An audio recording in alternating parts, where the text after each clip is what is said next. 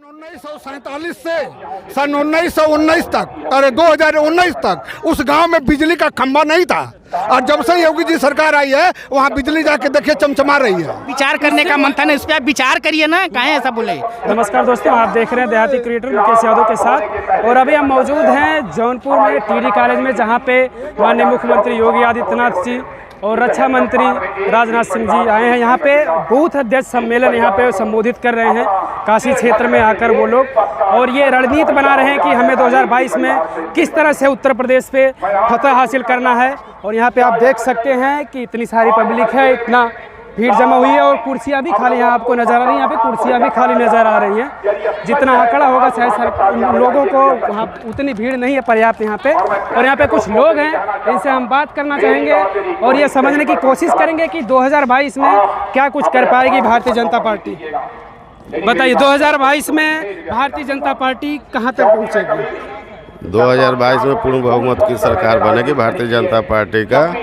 और ये रही बात ये कुर्सियों की, तो लोग आ रहे हैं जा रहे हैं, दूर दूर से कार्यकर्ता सम्मेलन है, बूथ अध्यक्ष आ रहे हैं जा रहे हैं, ठीक है। कुछ लोग बैठे हुए हैं, कुछ लोगों को दूर जाना है, आप उसी में आ रहे हैं जा रहे हैं। और पूर्ण बहुमत की सरकार बनने जा रही है, ये आप मत सोचिए कि पूर्ण बहुमत 2022 में पूर्ण बहुमत की सरकार बनेगी।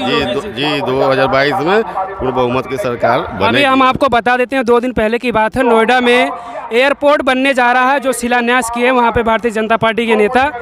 एशिया का सबसे बड़ा एयरपोर्ट बनेगा, और उसको फिर सुप्रीमो जो समाजवादी पार्टी के अखिलेश यादव, उन्होंने ये कहा कि एक तरफ एयरपोर्ट और जहाज बेच रहे हैं, और ये फिर उसी लिए बना रहे हैं कि हम फिर उसको बेचेंगे। इस पर क्या कहेंगे? वो तो ऐसे ही कहते रहते हैं, उनका काम है कहना, वो कहेंगे ही। वो जब कुर्सी पर बैठे थे तो उनको पता होना चाहिए था कि नहीं हम क्या कर रहे हैं क्या नहीं कर रहे हैं। वो तो भारतीय जनता ठीक है, लेकिन आप बताइए, आप अगर पार्टी की बात ना करके आप ये बताइए कि यहाँ पे देश में चीज़ें बेची जा रही हैं कि नहीं, बताइए आप।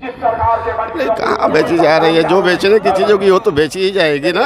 जो बेचने की चीज़ नहीं वो नहीं है, उसको नहीं बेचा जाएगा। क्या लगता है आपको, निजीकरण से आम लोगों को फायदा होगा या नुकसान? क्या फायदा होगा? फायदा किस तरह से फायदा होगा निजीकरण से? आप निजीकरण से बहुत फायदे हैं, फायदा जरूर होगा, ऐसा नहीं है कि कई तरह के फायदे हैं। चलिए ठीक है, धन्यवाद। क्या लगता है आपकी 2022 में भारतीय जनता पार्टी क्या कुछ कर पाएगी? बिल्कुल कर पाएगी, बहुमत में आएगी।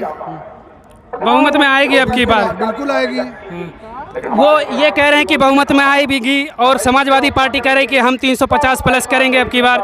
समाजवादी पार्टी इसलिए कह रही है कि एक परिवार के 21 सदस्य हैं, जो सांसद से लेके मंत्री से लेके विधायक से लेके जिला अध्यक्ष से लेके 21 लोग परिवार के हैं। और आजमगढ़ से उनके बाप है अखिलेश जी के, वो मुख्यमंत्री थे।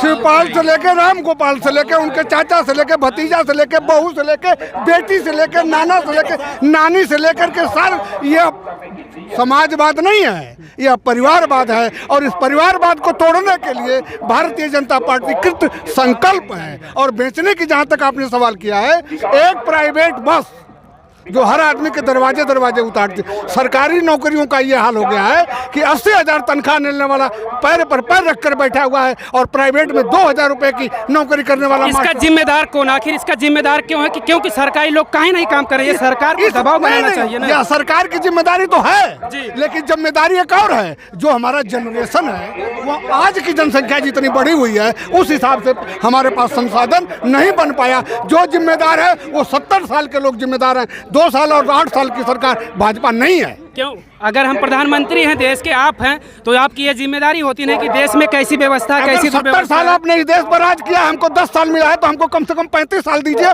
हम आपको करके दिखाएंगे।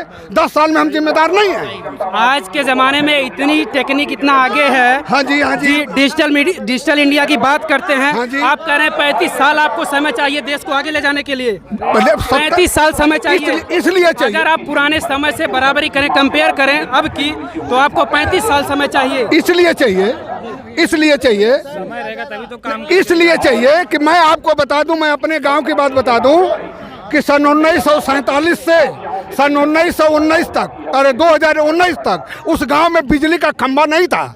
और जब से योगी जी सरकार आई है वहाँ बिजली जाके देखिए चमचमा रही है।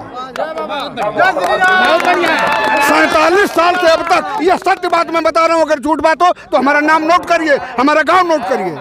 कोई भी पार्टी जब इतना कोरोना काल था उसमें कोई भी पार्टी या सपा हो या बसपा हो कोई आगे नहीं आया। अच्छा। कि पब्लिक मर रही है, प्रदेश से देश तक आ रही है, खाने पीने का सबको अब जब वोट लेना है तो सब आगे आ रही है, सब बदनामी कर रही है। भारतीय आप किस क्षेत्र से, आप कहाँ से हैं? हम वाराणसी क्षेत्र से हैं, पिंडरा विधानसभा। विधायक कौन है आपके वहाँ के? विधायक जी हमारे डॉक्टर अवधेश सिंह। किस पार्टी से है वो? जी भारतीय जनता पार्टी से हैं। वो कभी आए आप लोगों के भी? जी आए हैं, हमेशा रहते हैं साथ हमारे। अच्छा। अभी भी हैं हमारे साथ, यहाँ थे अभी चाय पिए। अभी एक सवाल, अभी माननीय राजनाथ सिंह जी ने, रक्षा मंत्री जी ने एक बात कही, शायद पता नहीं आप लोगों ने नोटिस किया या नहीं किया। बोलिए। उन्होंने कहा कि जो भारत की सेना है, सेना से कंपेयर किए अपने कार्यकर्ताओं का। जी, जी, ये खुद बताइए, अध्यक्ष- ये कहाँ तक सत्य है? ये कहने वाली बात है कि आप कार्यकर्ताओं से कंपेयर उनकी करेंगे बात- हमारी सेना का? बताइए। सेना जो कर रही है ठीक है, सेना का नहीं, उनसे बराबरी कहाँ तक ये संभव कि हम अपनी भारत की सेना से हम अपने कार्यकर्ताओं जो की बराबरी करवाएं? बताइए। कार्य जो है अलग अलग है। ये कार्य है वो हमारे जैसे भारतीय जनता पार्टी के जो बुराई कर रहे हैं, बुराई करने वाले सपा बसपा यही सब है पार्टियां। जी भाई साहब आप बताइए, बोलिए, हमें इस सवाल का हमें जवाब चाहिए।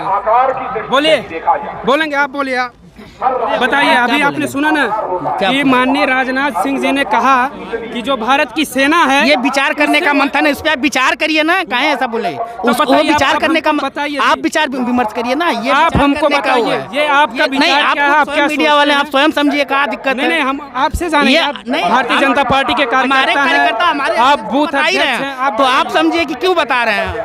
आप वो विचार मंथन करने का आपकी जिम्मेदारी नहीं होती कि अगर हमारे भारत की सेना से जिम्मेदारी है ये अपने वो ये कार्यकर्ताओं बोले कि हमारी सरकार जो कहती है वो करती है।